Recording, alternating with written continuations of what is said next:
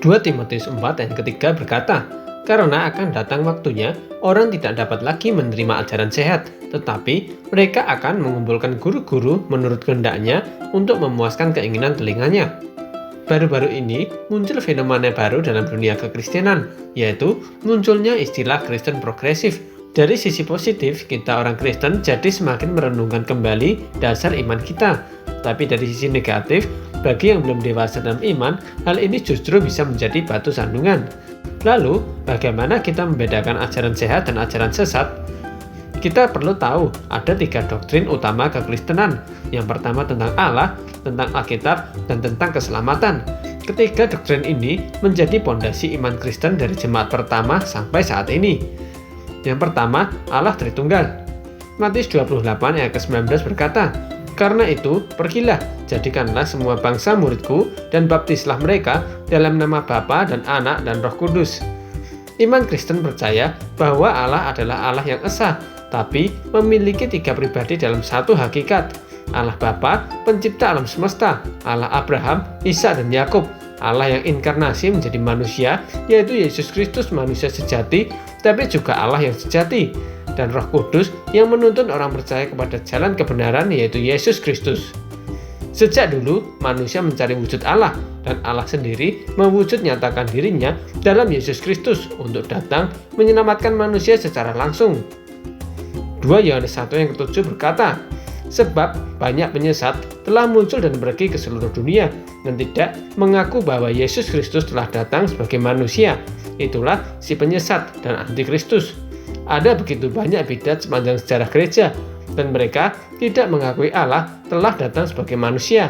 Ada yang hanya percaya bahwa Yesus hanya manusia, bukan Allah. Ada yang percaya Yesus hanya ciptaan pertama Allah.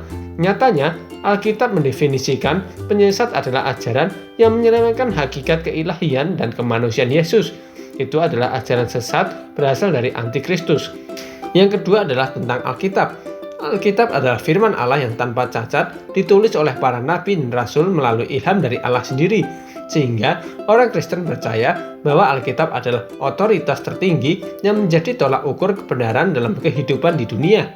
Alkitab berisi 66 kitab yang ditulis oleh berbagai penulis di waktu dan tempat yang berbeda, belum latar belakang, budaya, letak geografis, dan bahasa yang berbeda.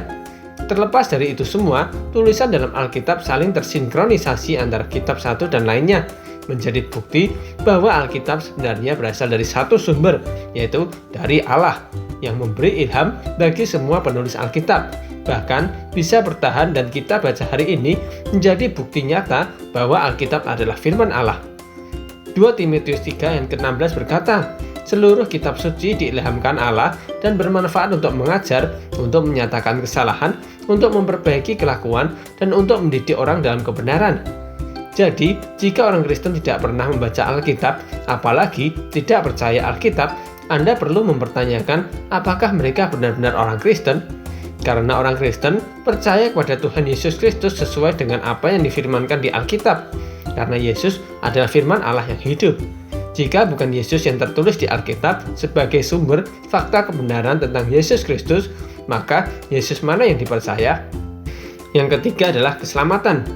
Efesus 2 ayat ke-8 berkata, "Sebab karena anugerah kamu diselamatkan oleh iman.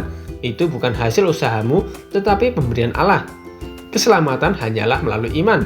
Artinya, perbuatan dan kesalehan manusia di luar Kristus sama sekali tidak ada artinya atau sia-sia.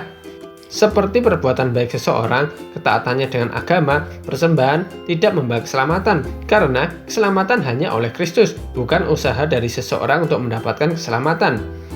Meskipun demikian, perbuatan baik adalah hasil dari iman tersebut. Ajaran sehat yang pasti akan mengajak kita untuk selalu progresif di dalam iman. Artinya, jika dahulu kita percaya karena ikut orang tua, sekarang kita memutuskan sendiri mengikut Yesus. Kalau dahulu kita hanya datang pada Tuhan ketika butuh, sekarang kita tetap bisa bersyukur dan menyembah Tuhan walau dalam kondisi buruk sekalipun. Inilah iman yang progresif atau bertumbuh. Sedangkan ajaran sesat pasti hanya akan mengajarkan apa yang enak di telinga tanpa memikirkan pertumbuhan iman jemaat, seperti membiarkan dosa karena kasih Allah, menekankan hanya pada berkat materi saja, bahkan mengeneralisir keselamatan atau semua orang pasti selamat. Jadi, keselamatan adalah kasih karunia Allah, sedangkan tugas kita adalah mengerjakan keselamatan. Yakobus 2 ayat ke-26 berkata, "Sebab seperti tubuh tanpa roh adalah mati, demikian jugalah iman tanpa perbuatan-perbuatan adalah mati." Jadi intinya, iman dan perbuatan adalah satu paket yang tidak bisa dipisahkan. Orang yang beriman pasti menghasilkan buah sesuai iman mereka, dan buah seseorang mencerminkan iman seseorang. Ajaran yang sehat pasti akan berusaha untuk mendorong kita menghasilkan buah-buah yang baik. Ketiga doktrin ini menjadi pilar apakah seseorang bisa disebut Kristen atau tidak, apakah ajaran tersebut sehat atau tidak. 2 Petrus 2 ayat 1-3 berkata, "Sebagaimana nabi-nabi palsu dahulu tampil di tengah-tengah umat Allah, demikian pula di antara kamu akan ada guru-guru palsu. Mereka akan memasukkan pengajaran-pengajaran sesat yang membinasakan, bahkan mereka akan menyangkal penguasa yang telah menebus mereka dan dengan demikian segera mendatangkan kebinasaan atas diri mereka. Banyak orang akan mengikuti cara hidup mereka yang dikuasai hawa nafsu, dan karena mereka, jalan kebenaran akan dihujat. Dan karena serakahnya guru-guru palsu itu akan berusaha mencari untung dari kamu dengan cerita-cerita isapan jempol mereka. Tetapi untuk perbuatan mereka itu, hukuman telah lama tersedia dan kebinasaan tidak akan tertunda."